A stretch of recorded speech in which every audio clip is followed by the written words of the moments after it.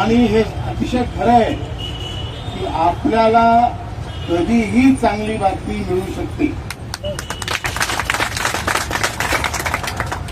काय माहिती सगळ्यांना आहे, मंत्रालयातही केंद्रीय मंत्र्यांना सुद्धा माहिती आहे. मंत्री स्वतः त्यांना काय माहिती असेल त्यांनी म्हटलं मी तुम्हाला सांगू शकत नाही. मी त्यांना म्हटलं कानात सांगा. ते म्हणे कानातही मी सांगू शकत नाही, कारण हे सांगण्याचा अधिकार मला नाही. मोठी घोषणा ही मोठ्या तोंडी शोभा देते आणि या देशातले सगळे निर्णय पंतप्रधान घेतात. त्यामुळं आपलं काम होणार आहे, पण कधी आणि किती याचा आपण फक्त अंदाज लावू शकतो. यावेळेस आपण जेव्हा 21 तारखेला म्हणजे शुक्रवारी गेलो, गुरुवारी फोन आला मला शुक्रवारी भेटा. फार घाई कसा करून तर लोकांनी साहेब दिल्लीला ग्वाल्हेरला चालले होते, ते ताबडतोब त्यांचे सगळे कार्यक्रम कॅन्सल करून दिल्लीला आले आणि मी धावत पडत नागपूरला जाऊन स्वच्छवालू विमान पकडून गेलो. मंत्र्यांनी स्वतः बोलवून मिटिंग घेतलेली आहे.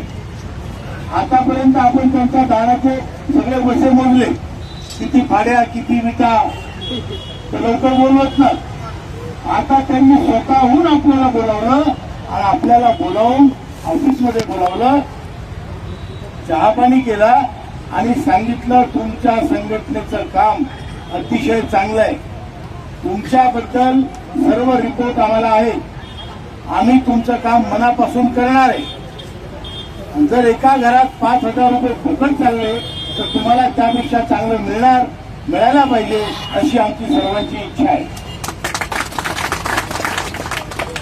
मग आपण त्यांना आयडियाने विचारलं, म्हटलं आम्ही भावनगरला गुजरातचं अधिवेशन घेतोय, 1 तारीख ते 9 तारीख याच्या दरम्यानची तुमची तारीख सांगा. ते म्हणाले मला समजलं तुम्हाला काय म्हणायचं, जर तुमचं काम झालं तर मला यायला आनंद होईल, पण नाही झालं तर मला यायला इतका आनंद होणार नाही. म्हटलं म्हणूनच विचारतो की 9 तारखेच्या आत तुम्ही येता का. ते म्हणाले ते मला सांगता येणार नाही, पण मी प्रयत्न करीन. असा तो सगळा गोषवारा आहे. थोडक्यात म्हणजे आपलं काम आता घाटापिंडावर आलेलं आहे आणि कधीही आपलं काम डिक्लेअर होऊ शकतं. त्यामुळे तुम्ही निश्चिंत राहा आणि आपलं काम झाल्याशिवाय राहत नाही हे तुम्ही आमच्याकडून द्या.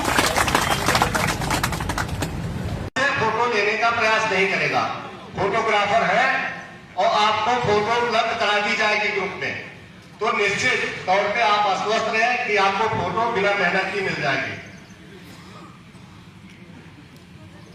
भाई फोटो बाद में कर लेना, अभी बाकी लोग बैठ जाए. जो व्यवस्था में है कार्यक्रम के तुरंत बाद दोपहर का भोजन कार्यक्रम स्थल के जस्ट पीछे स्टॉल लग चुका है. आप लोग कतारबद्ध होकर भोजन करके ही अपने घर को प्रस्थान करें.